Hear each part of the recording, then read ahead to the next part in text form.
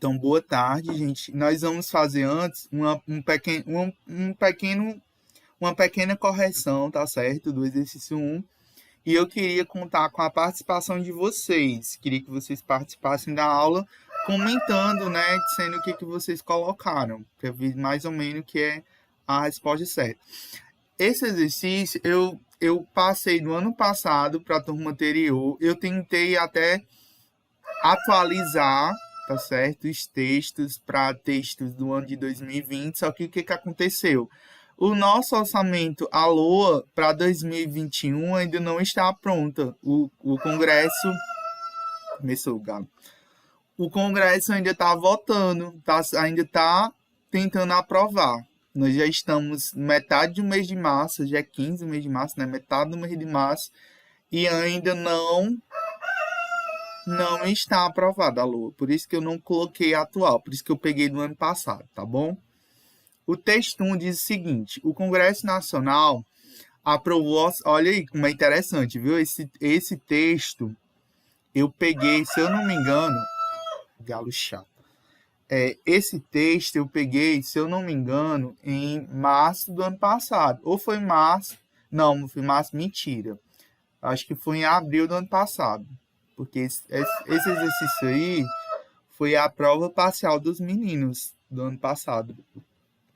Acho que foi por volta de abril, comecinho de abril. Olha que interessante, viu, que o texto traz. O Congresso Nacional aprovou o orçamento público para 2020 com valor de 3,5. Mas vamos lá. O Congresso Nacional aprovou o orçamento público para 2020 com um total de 3,6 trilhões. A gente vai já comentar depois sobre esse valor, tá certo?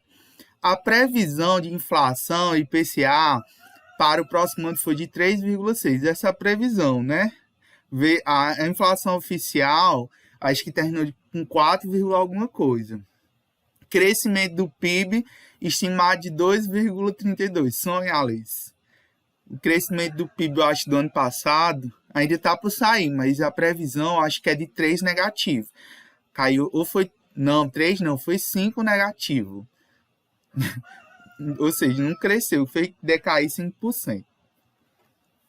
Aí o projeto, né, de lei e tal segue agora para a sanção da Presidência da República.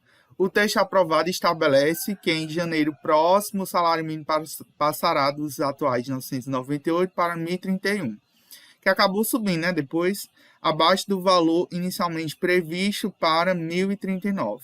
A meta de juros da Selic é 4,4%. Sonha, né? A Selic terminou o ano em 2%. Então, para vocês verem, né? Interessante. O câmbio projetado é de R$4 por dólar. Sonha também, né? O dólar tá quase R$6, né? Tá? Teve um dia de semana passada que foi 5,80. Diante das análises do texto acima, faça o que se pede. Letra A. Aborde sobre o que seria orçamento público e qual a sua importância para a sociedade. Quem gostaria de começar falando da sua resposta?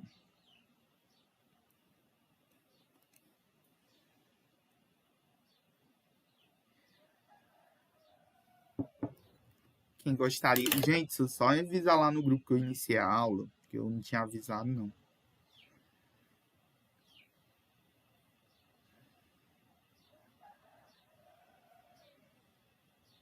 Quem gostaria de começar? Eu falo.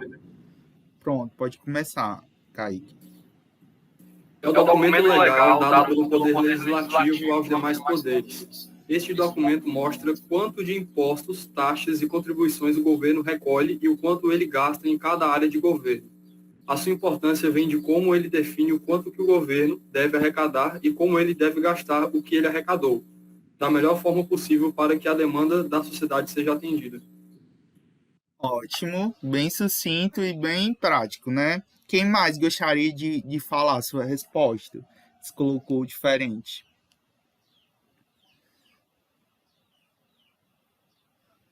Quem mais gostaria de falar? Os que fizeram. Só o Kaique fez a atividade? Não, né? Basicamente o mesmo, a senhora disse. Então, o que seria o orçamento, né? É o conjunto de valores, né, que é orçado, ou seja, o conjunto de receitas e despesas que são estimadas para um determinado período de tempo, né? No caso do orçamento, a gente tem três leis orçamentárias, né? O PPA, o Plano Plurianual, que é como se fosse um orçamento para período de 4 anos, e nós temos a LOA, que é praticamente o orçamento propriamente dito, que é aquele orçamento que ele é formulado a cada ano. E qual a importância para a sociedade? A importância é que o orçamento nada mais é do que o dinheiro público, né? Sem orçamento, o Estado não tem dinheiro para arcar com as despesas com saúde, com educação, com segurança pública. Então, a importância está na garantia do bem-estar social, né? Garantir o bem-estar social da sociedade, né? Através do orçamento, o Estado consegue arcar, né, com as despesas de saúde, educação, enfim. Letra B. Qual a sua aplicabilidade? Quem gostaria de falar?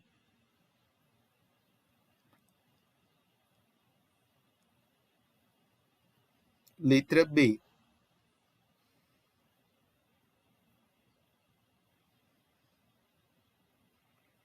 Professor, eu coloquei aqui como visão de lei do limite do uso de dinheiro público para a execução de atividades que competem para o bem dos cidadãos, sendo usado como uma forma de controle e organização administrativa. Ótimo. Bem sucinto e bem direto. Quem mais colocou diferente da Soraya? Em que se aplica o orçamento? Qual a sua aplicabilidade? Alguém colocou diferente? Eu coloquei em outras palavras, Pedro. Pode dizer. Ele se aplica no uso dos recursos públicos em cada área de governo, como a educação e a saúde, por exemplo. Para que tudo dentro de uma cidade esteja funcionando corretamente, o orçamento público deve ser aplicado corretamente para que as ruas não fiquem esburacadas, as escolas tenham reformas, não falte atendimento médico em hospitais e seus materiais para o funcionamento. E foi mais exemplos mesmo. Ótimo, perfeito.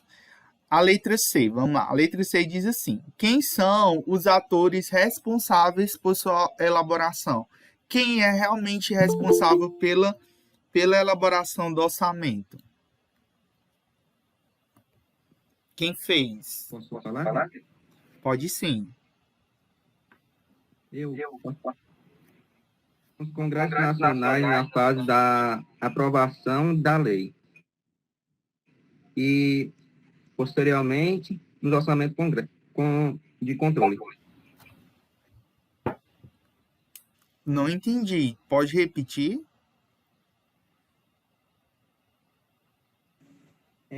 Os atores são os atores do Congresso Nacional, né? Que na fase da aprovação da lei, posteriormente, os orçamentos do controle.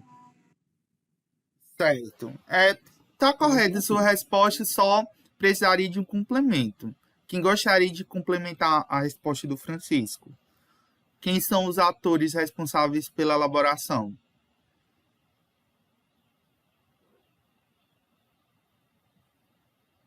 Ele falou do Congresso Nacional, mas só uma... Eu coloquei que é o Poder Executivo que elabora e o Legislativo que vai analisar o que ele elaborou.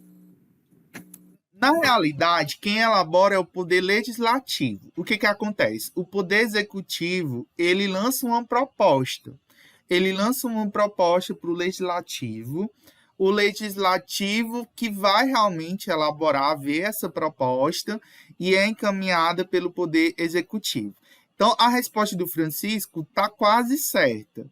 Ela precisa de uma correção. Qual é a correção? Quem são os atores responsáveis pela elaboração? Os entes, né, que fazem parte do poder legislativo e executivo, das três esferas, né? Porque o orçamento, ele é feito com base nas três esferas. O orçamento da União, ele é elaborado pelos deputados e senadores e pelo presidente da República. O orçamento do Estado é elaborado pelo governador e pelos deputados estaduais. O orçamento do município é elaborado pelo prefeito e pelos vereadores. Só que como é que acontece essa elaboração? O chefe do executivo lança uma proposta para o legislativo. O legislativo elabora o orçamento, tá certo? Quem elabora é o legislativo. O executivo só lança uma proposta, mas essa proposta ela vai ser totalmente reformulada, né? Pode ser aumentada, diminuída, enfim, pode ser que até o que o executivo colocou lá seja totalmente excluído pelo legislativo. E aí essa proposta vai ser passado a aprovação pelo legislativo, passa para a sanção do executivo. Só que o executivo pode sancionar ou vetar. Inclusive, a gente vai falar um pouquinho, tem uma questão que fala sobre essa questão do veto. Só que o veto retorna depois para o poder legislativo. Então, quem dá a última palavra no orçamento é o poder legislativo, tá certo? Então, ele que é responsável pela elaboração. Mas como ele perguntou dos atores, você responde que são tanto os membros do poder legislativo como do poder executivo. Letra D. Conceitue o que é orçamento participativo e sua aplicabilidade. Quem gostaria de falar a sua resposta? Pedro, eu coloquei o seguinte: o orçamento participativo está atrelado à participação da população no orçamento do Estado por meio de assembleias e reuniões para decidir acerca da destinação do dinheiro público, quais tipos de investimentos serão feitos, etc. A interferência participativa funciona como reconhecimento dos valores populares para que escolham o que é destinado a eles, como investimentos de lazer, saúde, cultura, trabalho, entre outros. Ótimo, perfeito, Nayane, é isso mesmo. É o orçamento que ele é feito com a sociedade, né? Alguém gostaria de complementar a resposta da Nayane? Só uma correção aí na Tuliane, o Poder Judiciário não participa da elaboração do orçamento, tá certo? Por mais que eles tenham rombo, né? Boa parte do orçamento vá para eles, mas eles não fazem parte da elaboração, só o Poder Legislativo e Executivo. Mais alguém gostaria de complementar a resposta da Nayane ou é basicamente a mesma? Vocês estão aí?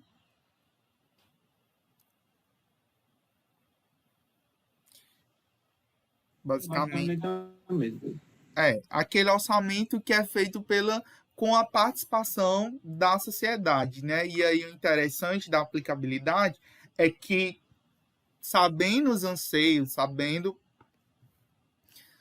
as demandas da sociedade, esse orçamento ele é um orçamento que ele realmente cumpre o seu papel, né? Assim, não adianta os poderes legislativo e executivo colocarem coisas que não vão servir para o bem da sociedade, já que é o dinheiro público deve ou deveria servir para atender às necessidades das pessoas, né? As necessidades da sociedade. Na prática, a gente vê que isso é muito bem diferente, né? O que acontece é que poucas pessoas, né, ficam com grande parte desse orçamento. A gente vai já comentar com isso em outra questão. A segunda pergunta diz assim, né? A imagem abaixo mostra a parte do plano plurianual do município de Icó, né, para o quadriênio de 2018 até 2021. Aí, vocês têm aí uma parte, né, do PPA de Icó. Oi, Nayane. O Ministério Público também não participa. Ele pode até encaminhar, está falando da elaboração do orçamento, ele pode até encaminhar propostas, mas quem realmente elabora é o Poder Legislativo, com a ajuda do Poder Executivo. O Ministério Público ele pode até acompanhar, né? Pode até acompanhar o desenvolvimento, a elaboração, pode até lançar propostas, né, para o Poder Legislativo, mas realmente quem é responsável pela elaboração é o Poder Legislativo e Executivo, tá certo?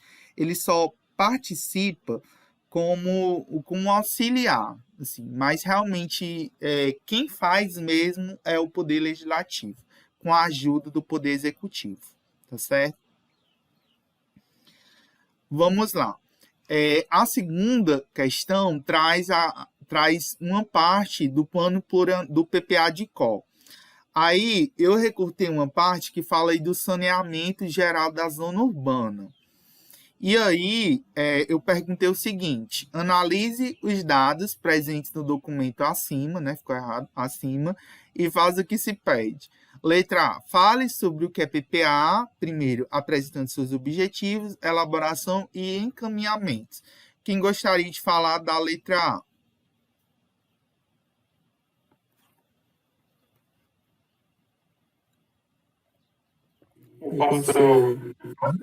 Pode sim.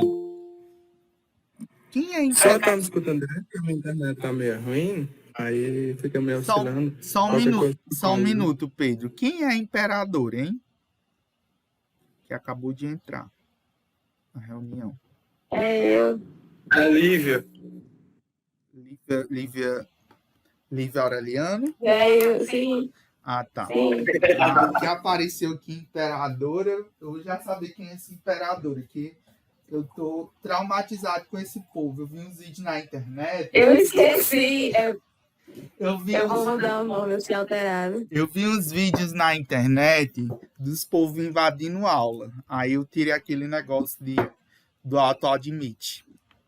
Aí. Não, é porque tava meu nome, só que eu tinha alterado. Pronto. Depois minha filha altera e coloca o seu nome, porque outra vez eu cliquei aqui, aí depois eu fui pensar, né, quem era, que poderia ser.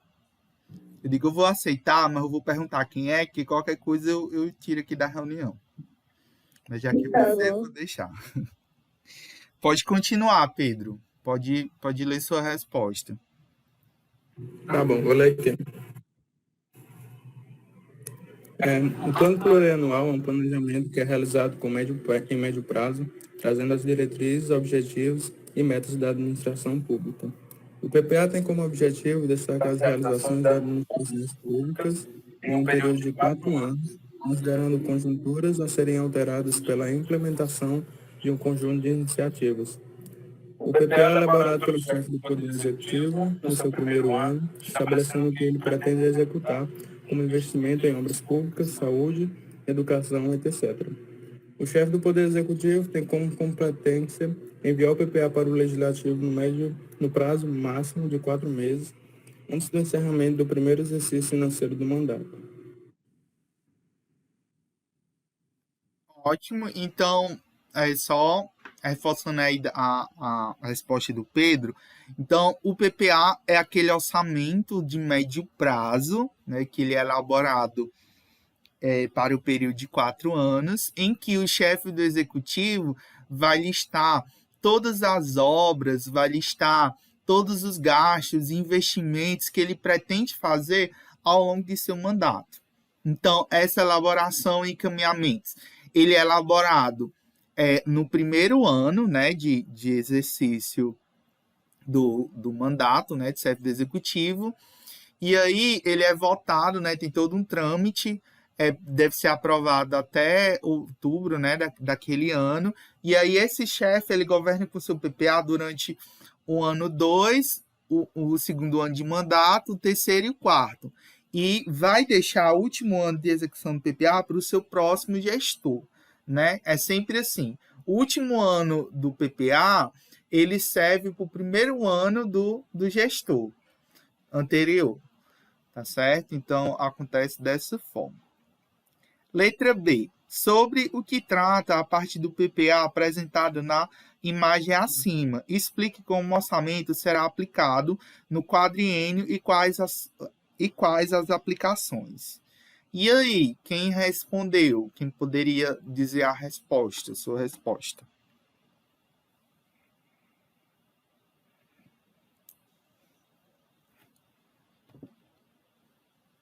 Você colocou um textão, Francisco? Poderia resumir. Quem gostaria de ler a sua resposta?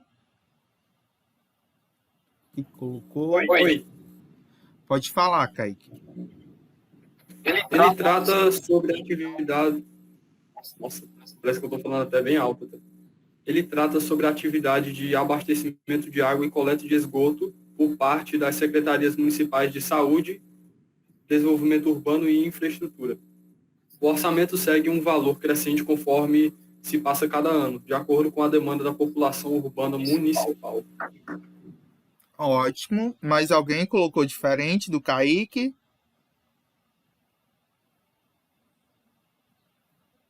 Como foi que vocês colocaram? Alguém colocou diferente? Hein? Vocês estão resolvendo, né? Atividade? Espero que sim, né? É a letra B, Nayane. Você colocou diferente? Eu vou ler aqui a minha. Eu coloquei que o PPA em questão se refere à parte do saneamento geral da zona urbana, o qual é descrito em detalhes no objetivo do documento.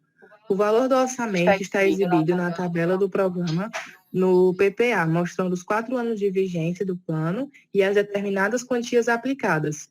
Em outras palavras, esse planejamento irá cobrir os gastos com a manutenção do saneamento urbano no período do determinado exercício financeiro. Ótimo, perfeita a resposta, bem clara, né? E é isso mesmo, né? Essa parte do PPA trata sobre o saneamento da zona urbana, tá certo? Então, ele vai tratar... Alguém levantou a mão? Não, né? Ele trata sobre... Pode falar, Vitor. Não, é só para falar que eu estava igual de Nayane. Só muda assim um pouco os detalhes. Pois lê aí a sua resposta.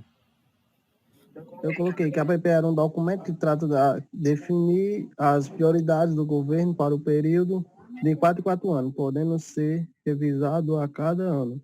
E nele consta o planejamento de como serão executadas as políticas públicas para alcançar os resultados esperados ao bem-estar da população nas diversas áreas. Será aplicado ou da Secretaria assuntos como grupos, isso aí sem meio. Você listou que a parte do orçamento que está listado aí faz parte da questão do saneamento. Você denominou, só complemente sua resposta listando que a parte trata do saneamento geral na zona urbana. E é o que a gente vê. Esse orçamento ele prevê gastos crescentes para a questão do abastecimento de água. Então, quando fala do saneamento, é interessante dizer que trata tanto a questão do abastecimento de água, como também da coleta de esgoto, em todas as regiões da zona urbana do município. Tá certo? Ele diz assim, garantindo as condições favoráveis à manutenção do serviço de água e esgoto, oferecendo aos usuários o sistema de água de qualidade e garantida a coleta de esgoto dos meios, né, e a comunidade da solução dos problemas, né? Então, espera-se, né, que ao longo desses anos, né, o município consiga, né, esse orçamento, ele vai direto para o SAI, tá certo? Esse orçamento, ele aqui de 1 milhão, né? Ele desse ano, 1.751.921, está previsto no orçamento do PPA, tá certo? Não quer dizer que, uma coisa vocês têm que compreender. Não quer dizer que esses valores realmente estão na lua desse ano de 2021, não, tá certo? É só uma previsão. O PPA é como se fosse uma promessa, tá bom? Isso que é bastante interessante da gente analisar.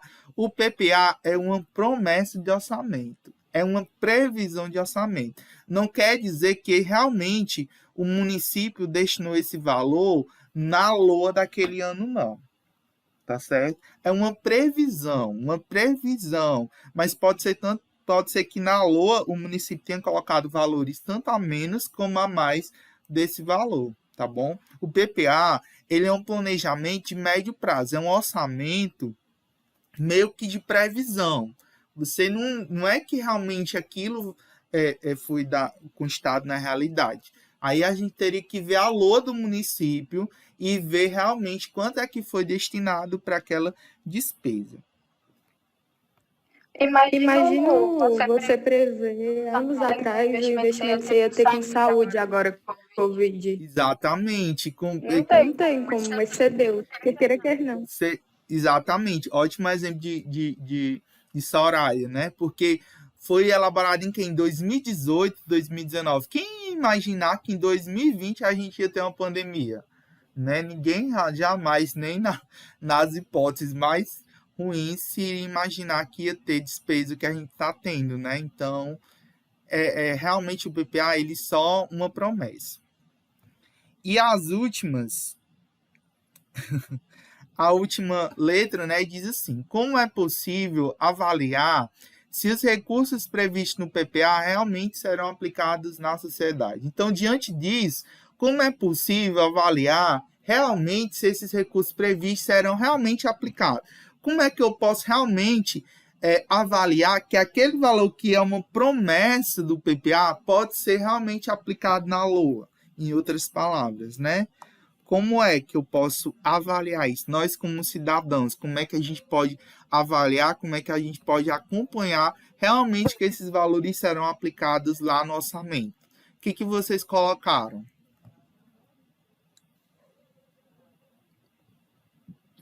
Pedro, eu botei de um jeito aqui mais... que nem o senhor falou, a previsão, né? Na LOA pode estar outro valor, porque naquele ano aconteceu alguma coisa e, bom, ninguém sabe, né, do futuro.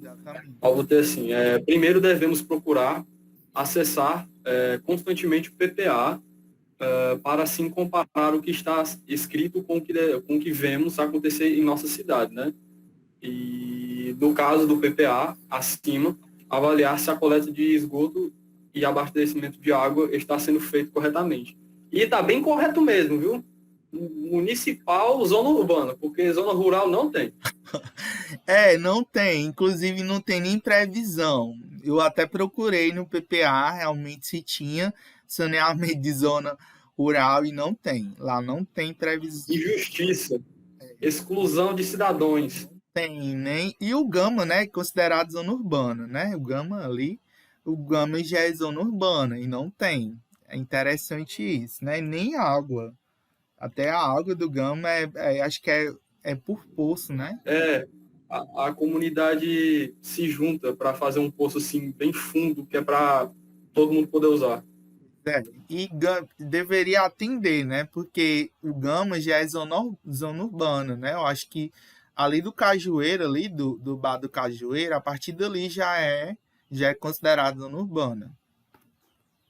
Sim, zona urbana. Tem as placas dizendo aqui, início de zona urbana. Eu lembro. Eu acho que não tem mais a placa não, mas eu lembro que tinha uma placa. Com o bêbado que derrubou. Eu vi a cena. Mas vamos aqui para a terceira. Sim, mais alguém colocou diferente do Kaique? Não, né? Parecido, né? Soraya, deixa eu ver só. Coloquei como a instituição. Fala aí, Soraya, tua resposta, por favor.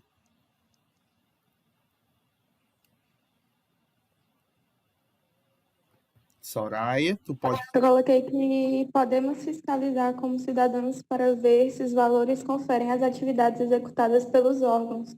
Quando não, também denunciar a ouvidoria dos órgãos responsáveis pelo Tribunal de Contas. Exatamente, né? O Ministério Público, né? Que aí, respondendo lá aquela pergunta de Nayan, né? O Ministério Público, ele funciona exatamente para monitorar, tá certo? Como o orçamento está sendo executado. O Ministério Público é um órgão de vigilância, tá certo? É um órgão de controle. Então, o Ministério Público está aí, né, para ver realmente fiscalizar se o orçamento está sendo bem empregado. A terceira questão, ela traz uma situação bem interessante que aconteceu ano passado. Alguém levantou a mão? É que eu ia falar a letra C, mas o senhor já foi para a terceira? Não, pode pode passar. ler, Vitor. Pode falar. Que eu ia falar que trata-se de uma pesquisa aplicada de caráter descritivo, como abranger cada estado avaliar o descumprimento das metas previstas no plano plurianual e onde será feito para qual público-alvo. Só tira essa parte da pesquisa, né, descritivo, que eu não entendi muito bem o que seria, mas cabe ao Estado, né, também verificar realmente como é que está sendo aplicado. Então, tira só o comecinho da resposta que fica certo. Aí vamos aqui para a terceira. A terceira, ela traz uma situação bastante interessante que aconteceu ano passado.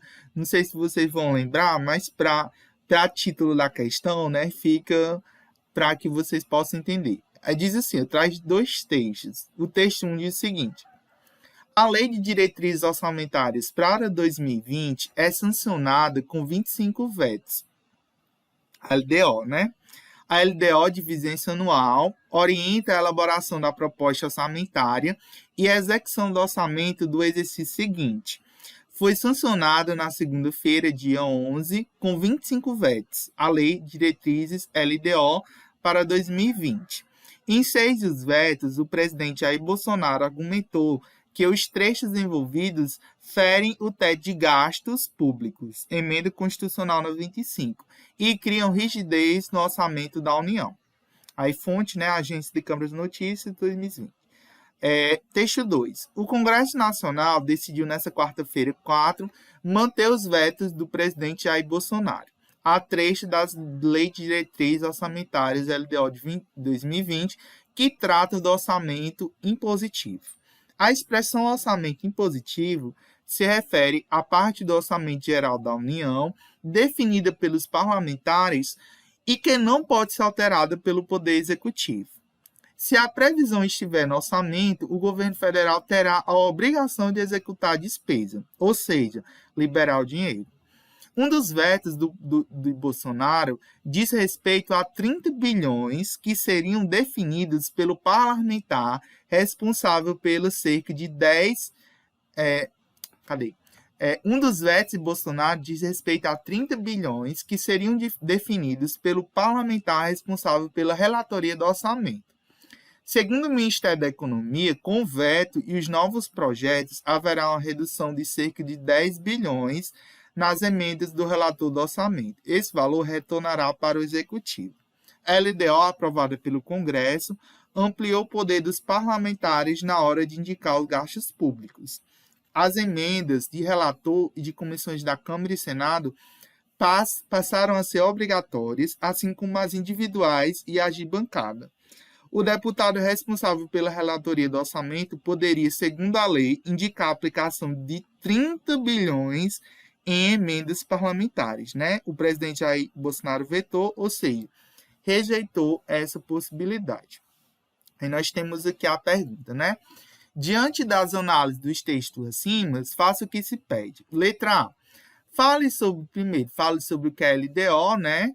Apresentando seus objetivos, elaboração e encaminhamento. Então, primeiro a gente vai falar do que é LDO. Quem poderia dizer a sua resposta? Do que seria a LDO?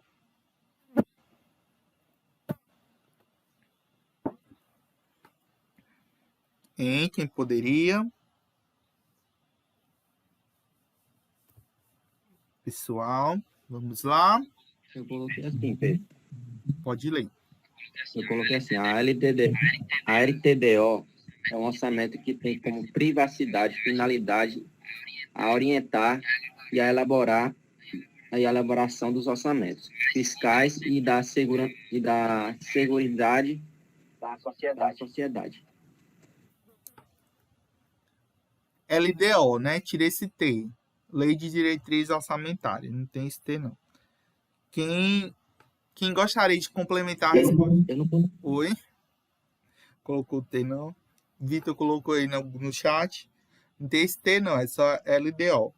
Quem gostaria de complementar a resposta do Francisco? Pedro,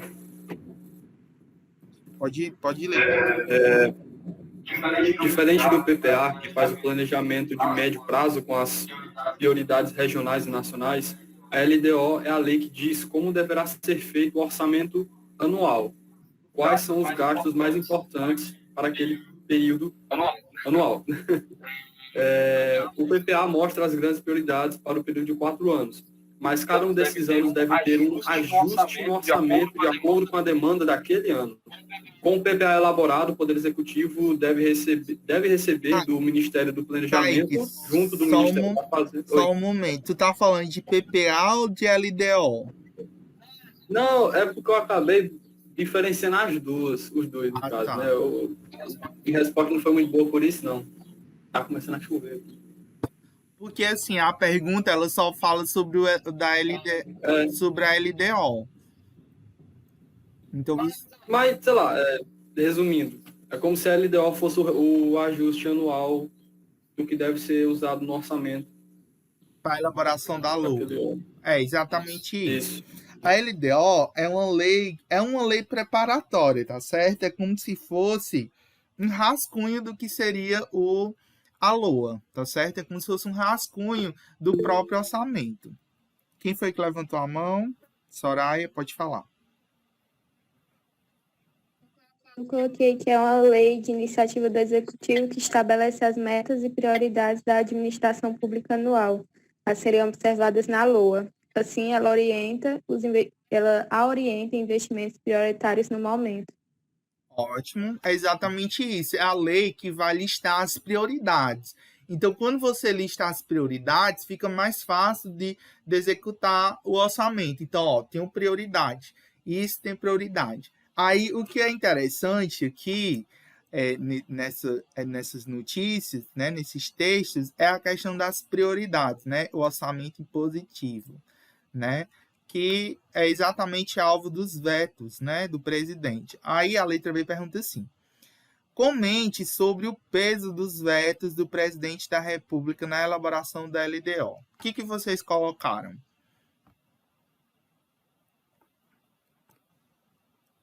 Hein? O que vocês colocaram? O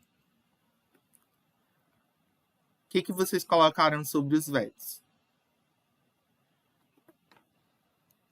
Qual o peso deles na elaboração da LDO? Veja que todos os vetos foram aprovados, né? Os vetos deles foram mantidos pelo Poder Legislativo. Certo, vocês estão com dúvida, mas me diga o que vocês colocaram. Pedro, assim, eu fiquei com bastante dúvida na hora que eu fiz, mas eu acho que ficou certo. Coloquei assim, ó. O presidente da República tem uma forte influência sobre a LDO, pois ele é o representante do governo, além de ser o que libera a verba para o orçamento. Em suma, ele tem um poder para aceitar ou rejeitar as possibilidades de investimento. Ótimo. Só falta você complementar a resposta, né? Aí vamos lá. Esses vetos, eles tratam sobre a questão do orçamento impositivo. O que é esse orçamento? É um orçamento... Vamos só entender uma coisa. O orçamento. Que é até alvo da outra pergunta, né? A outra pergunta diz assim, ó. Quem é realmente responsável... A letra D, né? Diz assim. Quem é realmente responsável por executar o orçamento? O Poder Legislativo, senadores e deputados, ou o presidente da República? Justifique sua resposta analisando o texto atento. Eu vou só já responder essa pergunta. Quem executa o orçamento não é o Poder Legislativo, não, minha gente. Quem executa o orçamento é o Poder Executivo. Já respondendo, me adiantando essa resposta. Tá certo? Então, por que o presidente tem que aceitar na LDO um orçamento impositivo pelo Poder Legislativo? Por que o presidente deve deixar para o Congresso decidir aonde vai ser gasto o dinheiro? Por que o Poder Executivo vai liberar para o Legislativo executar um orçamento? Se não é competência do Legislativo executar orçamento. Tá certo? Então, quem falou sobre essa questão do veto, o presidente ele tem total, autonomia para vetar a lei. Inclusive, foi mantido o veto dele. Mas nessa questão do peso do veto, teve total importância, porque ele manteve a questão da autonomia do Poder Executivo e prerrogativa da execução do orçamento. Quem tem prerrogativa da execução do orçamento é o Executivo. É o Executivo que executa as leis. É o Executivo que executa o orçamento. Não é Legislativo. O papel do Legislativo é legislar. Mas nesse caso aí, o que o Poder Legislativo queria? Queria 30 bilhões do orçamento para fazer o que Bel quisesse eles. Tá certo?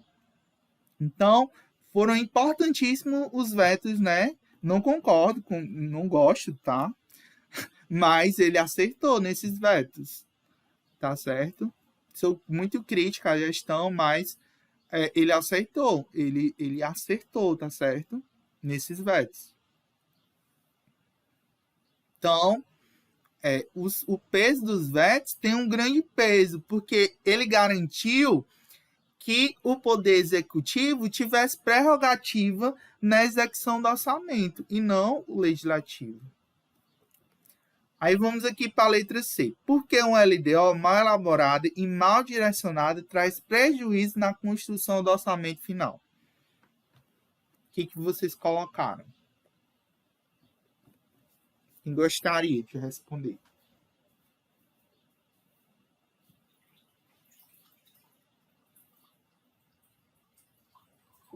Hein? Vocês ainda estão fazendo aí a letra? Eu coloquei que ela norteia a Lua. Portanto, quando mal elaborada, faz com que a maior parte do orçamento não se direcione aos pontos mais demandados. Exatamente, é exatamente isso. Se ela direciona o orçamento, significa que se eu não tenho uma Lua bem elaborada, significa que não foram listadas as prioridades do orçamento. Quer dizer que o orçamento não teve prioridade correta. Aí vamos para a última pergunta dessa questão, né? E eu acho que é a última da atividade. Não, ainda tem a quarta. A letra D diz assim, que eu até já comecei a responder, né? Quem é realmente responsável por executar o orçamento? Poder Legislativo ou Poder Executivo, né? Presidente da República. Justifique sua resposta analisando os textos acima. Estou curioso para saber o que vocês colocaram. Não vale dizer o que eu disse, não. Vale o que vocês tinham colocado antes da minha resposta. O que vocês tinham colocado? Eu não botei que era muito para executar. Aí, na questão da elaboração, eu respondi melhor que o presidente elabora, mas os dois possuem influência, já que fazem alterações e vetos, incluindo derrubá-los também, no caso do legislativo. No caso da elaboração, mas na execução do orçamento é o Poder Executivo, tá certo? Não existe outra resposta. Quem executa o orçamento é Poder Executivo, não é Poder Legislativo. Só que nesse caso aqui, o Poder Legislativo está de não sei nem qual é o termo que eu posso usar. Tá certo? Não sei nem qual é o termo, porque toda lei, ela traz que quem executa o orçamento é o executivo. O próprio nome do poder já diz isso. Poder executivo. Executa as leis, executa o orçamento. Poder legislativo vai legislar, elaborar as leis. Poder legislativo não é para estar executando orçamento. Só que parece que há uma deturpação disso, né? Essa é a palavra que eu queria achar e não estava achando. Existe uma deturpação das competências entre esses poderes, que é o que a gente poderia colocar aqui analisando esses textos, né? Pelos textos, observa-se que há uma tentativa de usurpação da competência do poder de executar o dinheiro público, de executar o orçamento. É o que você percebe claramente por essa tentativa do legislativo, né, de criar um orçamento impositivo. Tá certo?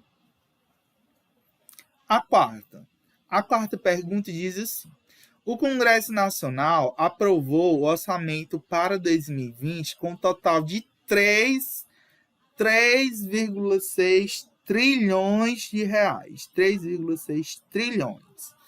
A Lei Orçamentária Anual, a LOA, estima as receitas e fixa as despesas da União, ou seja, tudo que é recebido pelo governo e todos os seus gastos. A despesa com manutenção do desenvolvimento do ensino, ou seja, a despesa com a educação, será de 95 bilhões no ano, né?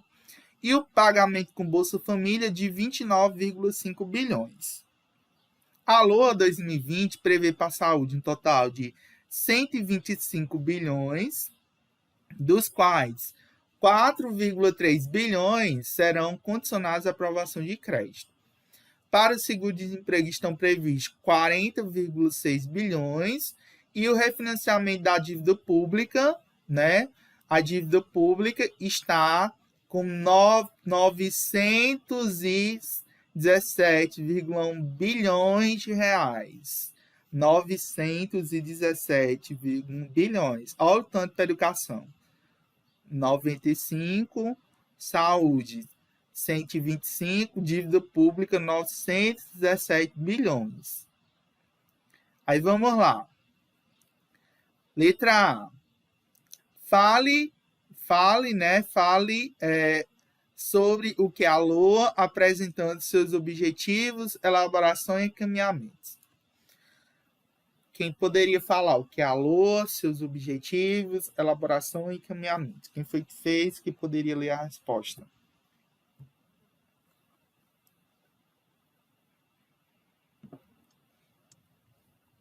É a Lei Orçamentária Anual, que é o orçamento que prevê o atendimento de demandas e o recebimento de receitas em um ano. Ela é de responsabilidade da União em alguns órgãos, como MPOG e outros. Deve ser encaminhada em até 4 meses antes do encerramento do exercício financeiro ao Congresso e o mesmo deve devolver aprovada pelo Executivo até o término da sessão legislativa, em até 22 de dezembro. Ótimo, bem sucinto, bem claro, bem direto, né? Letra B. Comente sobre a previsão do orçamento de gasto de 2020 em educação e saúde e para o pagamento de juros aos bancos da dívida. O nosso dinheiro está bem direcionado? O que vocês acham? Eu sei que é uma pergunta bem pessoal, mas quando você olha 917 bilhões, é como se 3 trilhões, tá certo? O orçamento é 3 trilhões. Vamos dizer que for só 3 trilhões, né? Se a gente dividisse o nosso orçamento em 3 pedaços, pode ser uma pizza com 3 pedaços. Aí vamos dizer, esse pedaço aqui, ó, da pizza todinho vai só para pagamento de juros de dívida. Uma fatiazinha bem pequenininha assim vai para educação. Outra fatiazinha bem pequenininha também vai para saúde. As outras, né, vai uma bem pequenininha para Bolsa Família, né? E as outras para as outras despesas. O que vocês acham? E aí, tá bem direcionado? Qual o problema aí do orçamento? O problema é essa dívida muito alta. Foi exatamente o que eu coloquei também. Eu acho que os investimentos em educação e principalmente em saúde deveriam ser maiores. Mas, pela situação onde nos encontramos, fica realmente difícil perante a grande dívida externa que acumulamos. Externa e interna. Essa dívida que ele fala é em relação ao tesouro?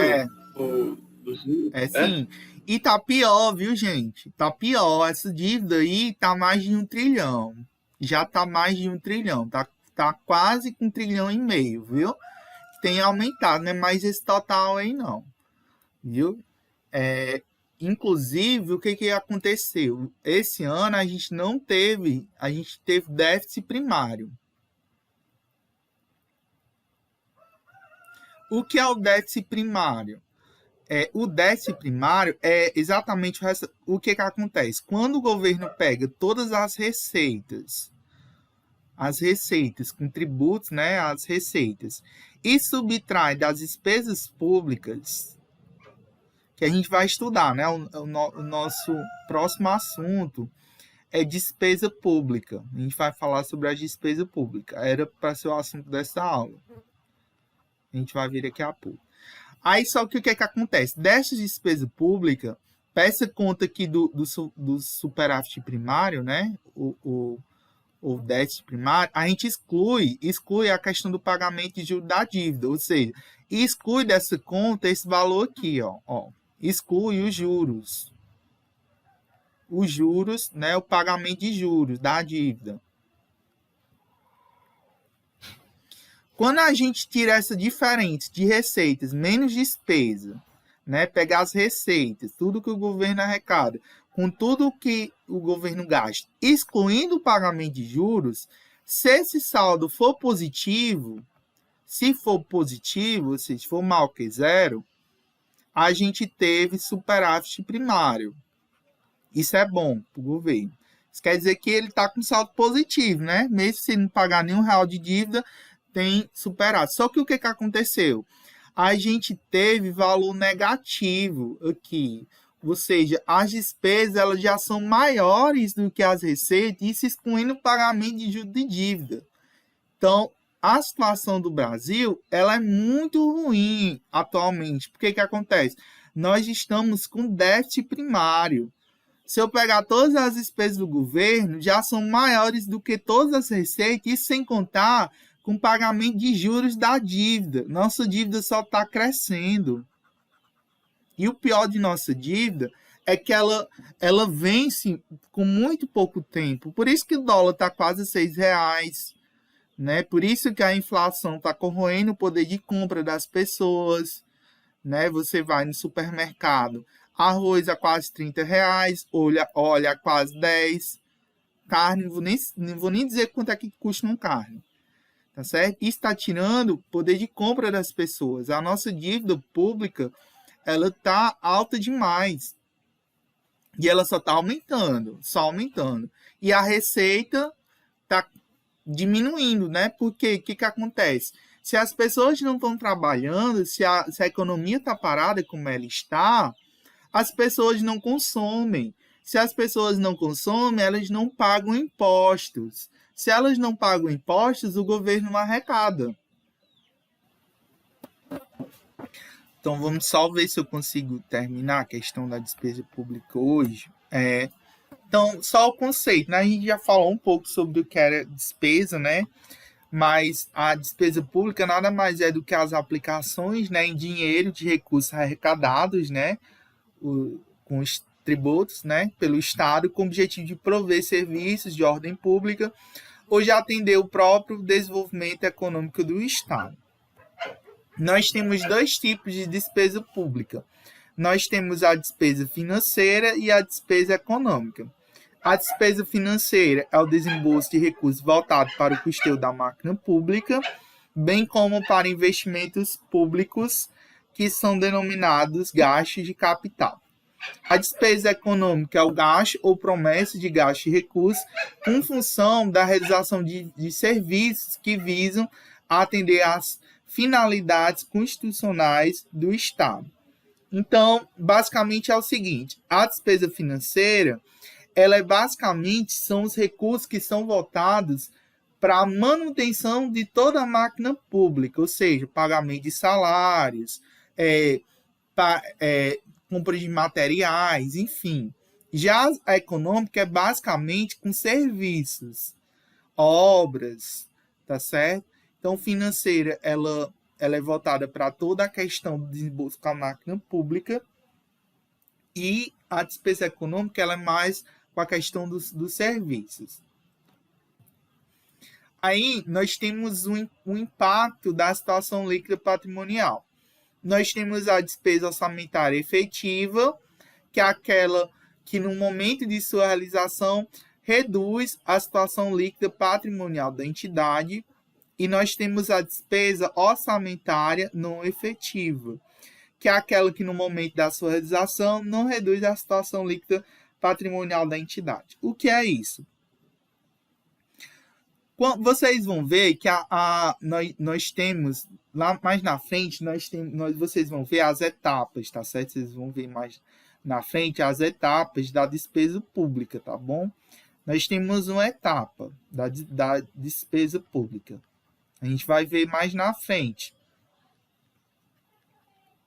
O que acontece?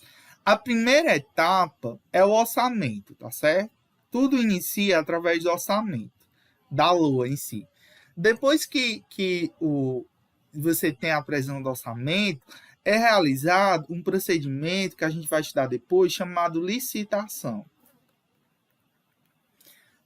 Essa licitação, a gente vai estudar depois o que é a licitação, né, que compreende a licitação.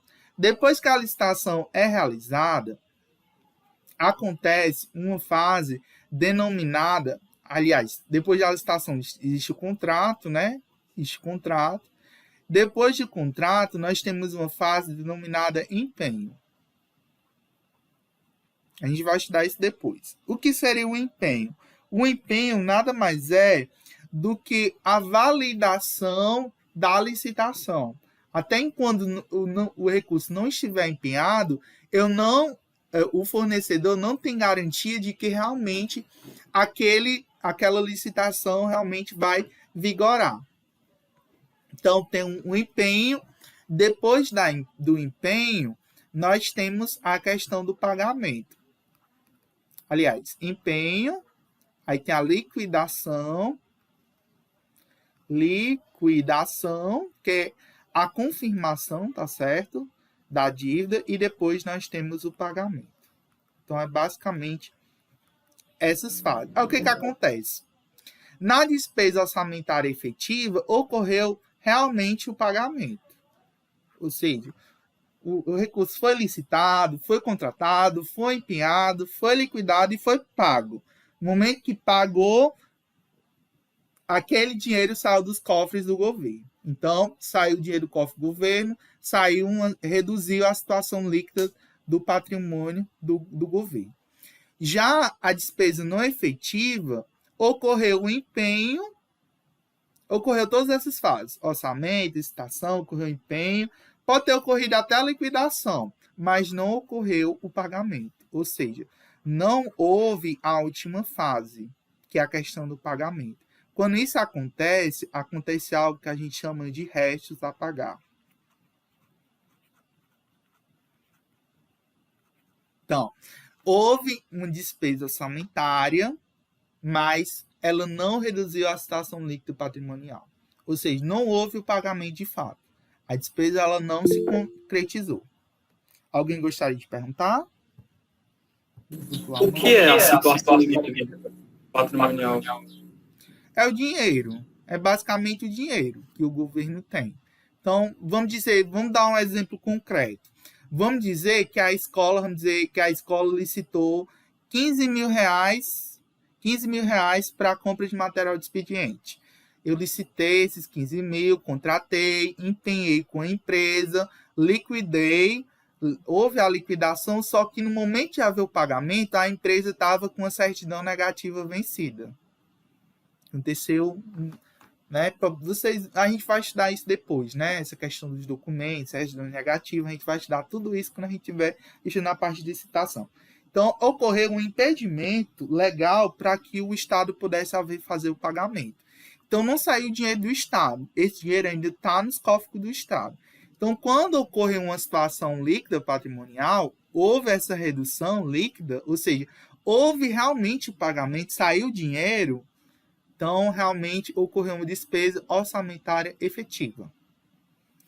Né? Se realmente tivesse ocorrido o pagamento. Quando não ocorreu o pagamento, eu tenho uma despesa orçamentária não efetiva.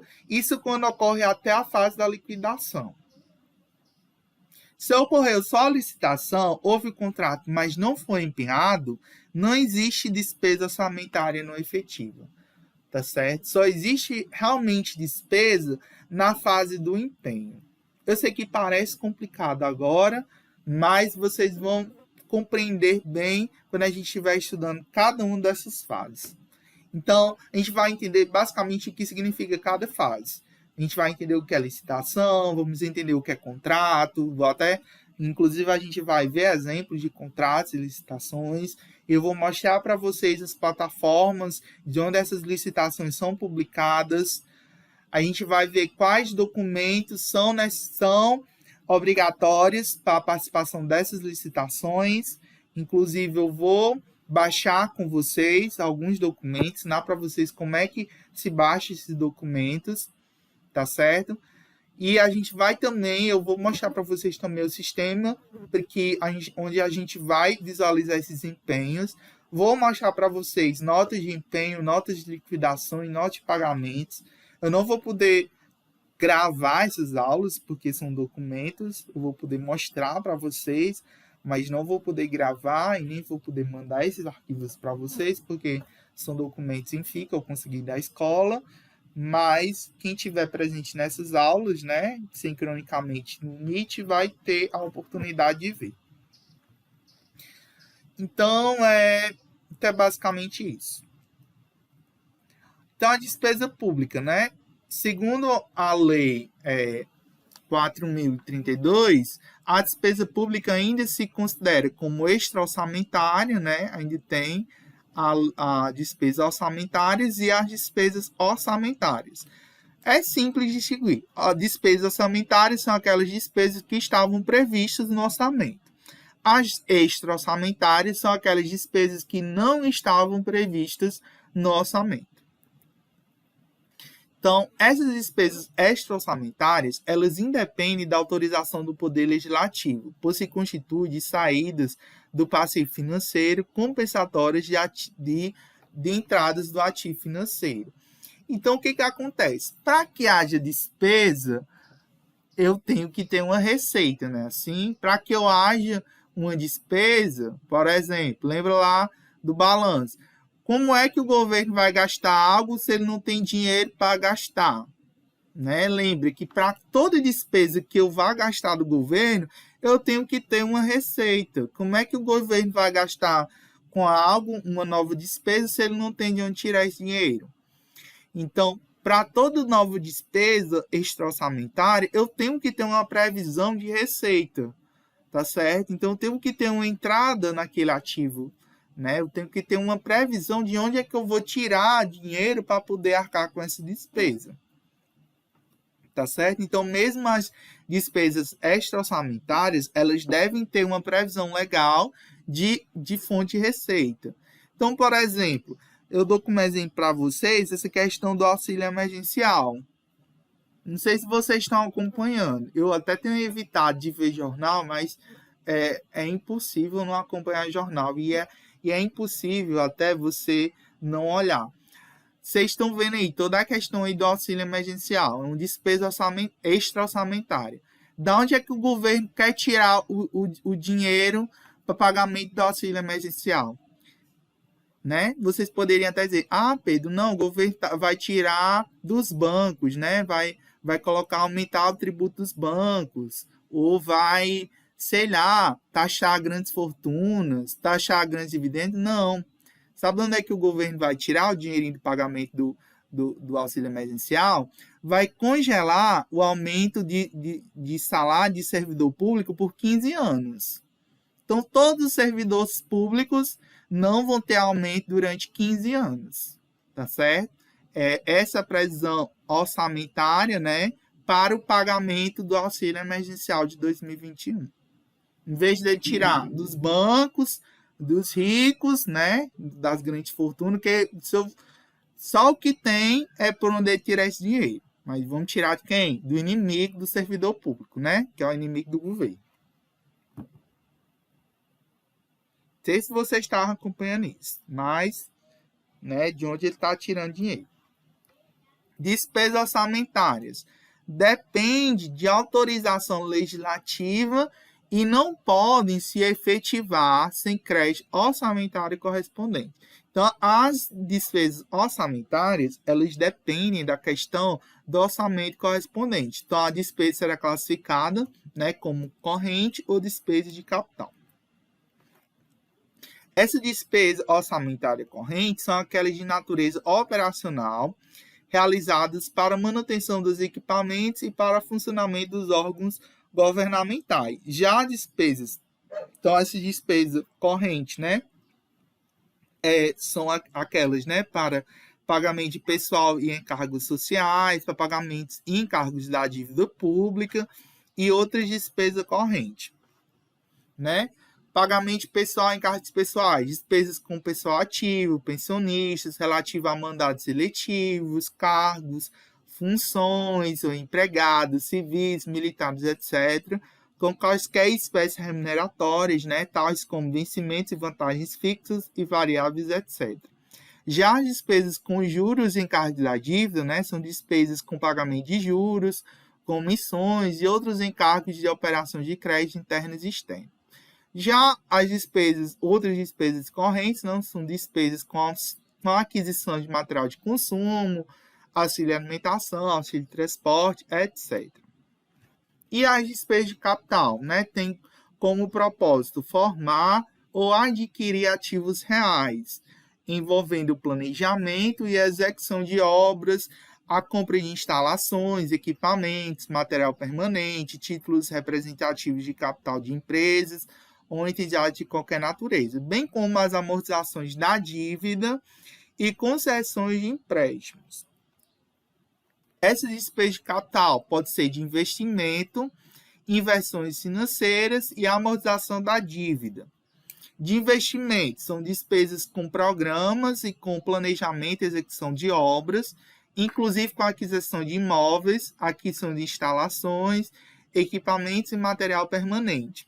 As inversões financeiras são despesas com a aquisição de imóveis ou bens de capital já em utilização.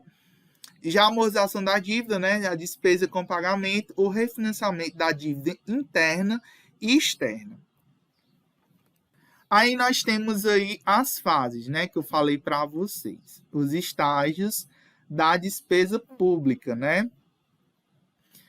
É basicamente a programação, né, no orçamento. Essas são as fases, os estágios da despesa pública. Nós temos a programação, né, que está prevista no orçamento. Dito isso, nós temos a licitação. Na licitação, nós temos a questão do contrato. Depois de contrato, né, vamos para o empenho, liquidação e pagamento. A gente vai compreender cada uma dessas fases. A programação visa assegurar aos órgãos e às entidades do Estado oportunamente os recursos necessários e suficientes para uma melhor execução de suas atividades, assim como para manter durante o exercício o equilíbrio entre a receita arrecadada e a despesa realizada. A licitação, a gente vai estudar bastante, tá certo? Depois de despesa pública, nós praticamente só vamos estudar sobre licitação. É um universo muito complexo, mas que a gente vai estudar, né, ao longo de várias aulas. A gente vai entender os pormenores bem direitinho do que é a licitação. Então, a licitação é um procedimento administrativo destinado a escolher entre fornecedores previamente habilitados e qualificados aquele que apresentar a proposta mais vantajosa para a contratação de obras, serviços, compras e para a realização de alienações. O empenho é o ato emanado de autoridade competente que cria para o Estado a obrigação de pagamento, pendente ou não de implemento de condição. A gente vai entender bem direitinho, né? O empenho, eu vou mostrar para vocês depois uma nota de empenho. Aí tem ainda os tipos, né, de empenho, que pode ser ordinário, estimativo e global. O empenho ordinário é utilizado para a realização de despesas cujo valor previamente conhecido e cujo pagamento ocorrerá de uma só vez. Aí tem o empenho estimativo, que é utilizado para as despesas de valor previamente não conhecido. Então, quando você vai realizar uma obra, mas você não sabe quando é que ela vai custar totalmente, você faz um empenho estimativo. E o empenho global, né, que é utilizado para a realização de despesa com valor previamente conhecido, mas os pagamentos são parcelados. Então, por exemplo, às vezes acontecia na água, né, geralmente água, que a gente licitava algo lá para a escola, como os pagamentos a gente fazia por mês, o empenho era global. Então, cada mês a gente fazia, era feito um empenho, por exemplo, em 2019, a gente gastava cerca de R$40 mil de água mineral por ano. A licitação era basicamente, acho que era 40 mil. Garrafão era basicamente uns R$5, né? Eu acho que era 40 mil. O ano todo, tá certo? Então, era feito um empenho global. E aí, desse empenho global, era feito os pagamentos mês a mês, né? Então, você tem um empenho para vários pagamentos. No orçamento ordinário, você tem um empenho e o pagamento correspondente daquele empenho. Então, você tem, por exemplo, material de expediente. Aí é feito o empenho com base em cada empresa. Vamos dizer que uma empresa ganhe R$10 mil de material de expediente. Então, é feito o empenho e o pagamento única vez. Isso é os tipos de empenho, né?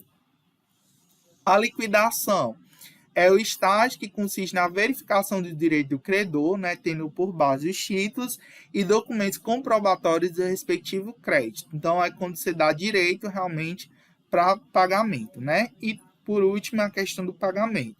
Representa a fase final do processo da despesa pública. O pagamento somente poderá ser efetuado quando ordenado após a regular liquidação. O que acontece? Qual a diferença do empenho, liquidação e pagamento? No empenho, eu reconheço realmente a dívida. Quando só ocorreu a licitação, eu só vou botar aqui. O que acontece? A licitação ocorre. O que é a licitação? É um procedimento administrativo em que eu vou escolher um fornecedor, uma proposta mais vantajosa para a administração pública. Então, por exemplo, eu quero comprar papel para a escola, por exemplo.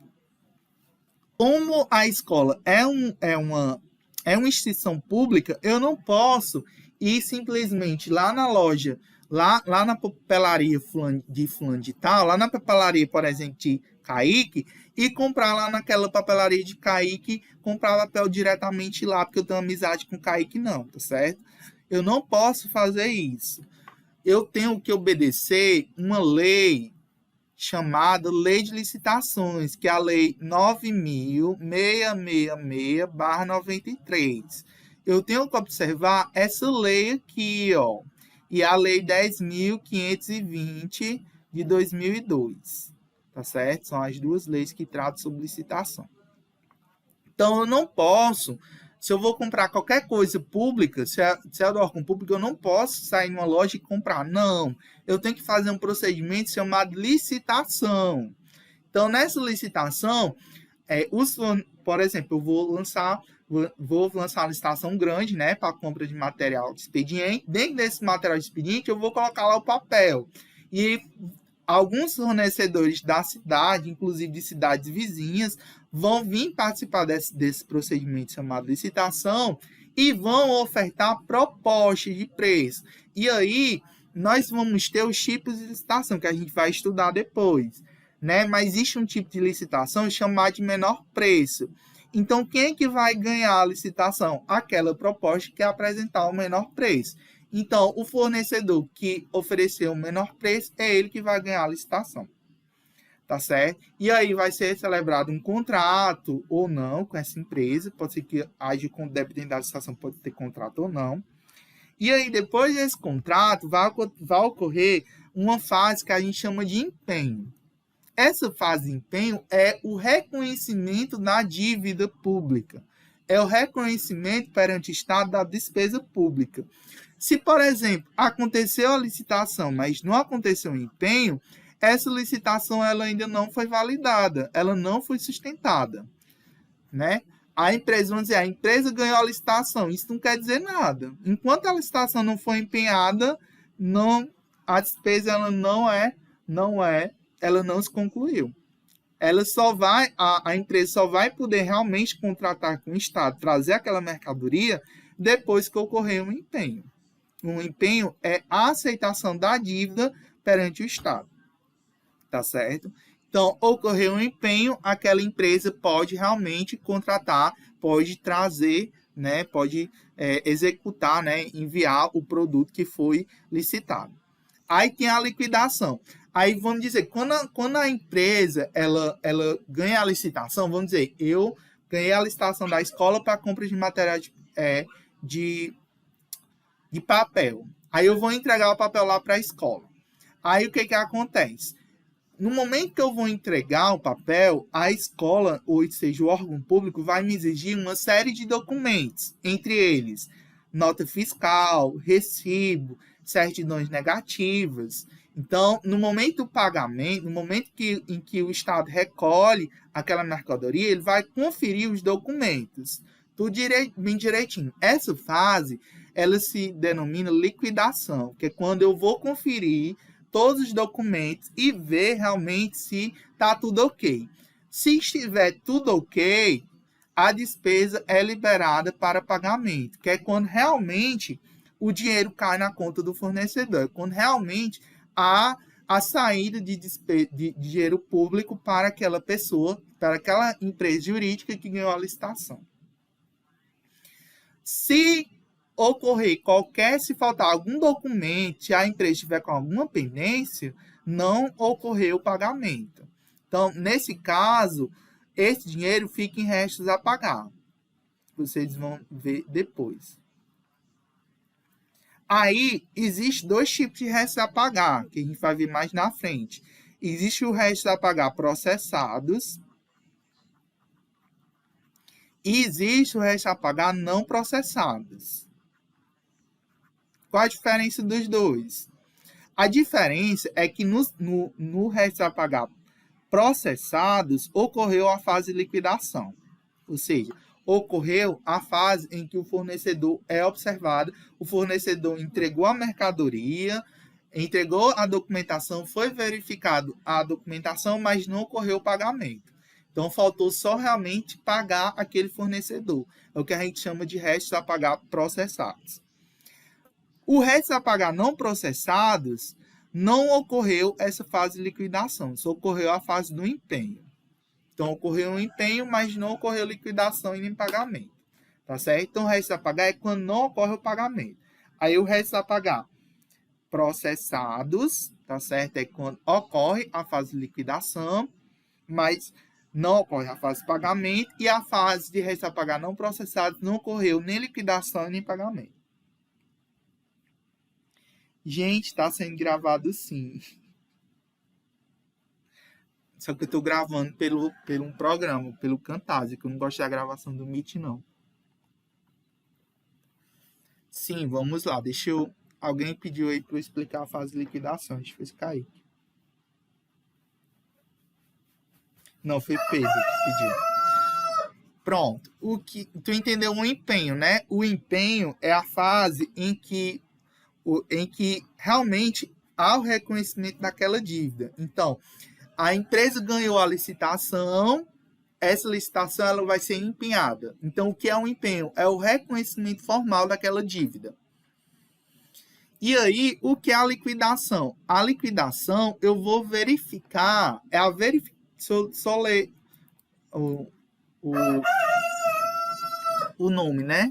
O conceito formal, né? O que é a liquidação? É o estágio que consiste a verificação do direito do credor, tendo por base os títulos e documentos comprobatórios do respectivo crédito. O que é isso? Na liquidação, eu vou verificar realmente se aquele fornecedor está apto ao pagamento. Então, vou verificar se ele dispõe das condições necessárias para o pagamento.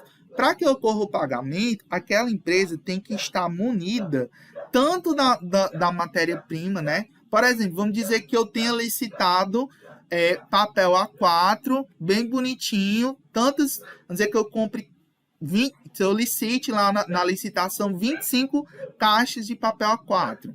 Aí no dia lá, o fornecedor só me entregou das 25, só me entregou 15. Ainda falta 10 caixas para ele pagar. Pode ocorrer liquidação? Não pode. Por quê? Porque ele não entregou a mercadoria toda. Aí vamos dizer outra suposição. Vamos dizer que ele tem entregado toda a mercadoria. Tem entregado nota fiscal, tem entregado mas ele tem alguma certidão negativa que não esteja ok. Vamos dizer que ele esteja com débito na certidão negativa municipal, porque ele deve o pagamento do ISS lá para a prefeitura. Ou seja, ele não pagou o ISS da prefeitura, então por isso não saiu a certidão negativa municipal. Então, eu só vou poder, o município só vai poder dar aquela certidão negativa para ele, de débito de tributos municipal, quando ele pagar aquele ISS. Enquanto ele não pagar aquele ISS, não sai a certidão negativa e, por consequente, eu não consigo liquidar, o poder público não consegue liquidar o pagamento dele porque ele não dispõe de todos os documentos necessários para ocorrer a liquidação. Então, tem toda uma burocracia. Para eu poder pagar, liquidar aquilo, o fornecedor tem que atender todos os requisitos, né, e documentos comprobatórios necessários para que ocorra a liquidação. Ou seja, ele tem que entregar toda aquela mercadoria que foi licitada e contratada, ou então os serviços que foram contratados. Ele tem que entregar toda a documentação relativa para o pagamento, ou seja, nota fiscal, recibo, certidão negativa de tudo que você pensar, certidão negativa de débitos federais, estaduais, municipais, trabalhistas, com FGTS. A gente vai entender todos esses documentos. Vou mostrar para vocês, a gente vai ter uma aula só desses documentos, que eu vou pegar um CNPJ de uma empresa. Essa aula não vai poder ficar gravada, infelizmente, porque são documentos confidenciais, mas quem estiver presente, né, vai poder acompanhar no Meet. Não vou poder gravar, porque, enfim, não pode. Mas esses documentos, eles são exigidos no momento da liquidação. Então, verificou todos, se a empresa está ok com toda a documentação, ocorre a fase do pagamento.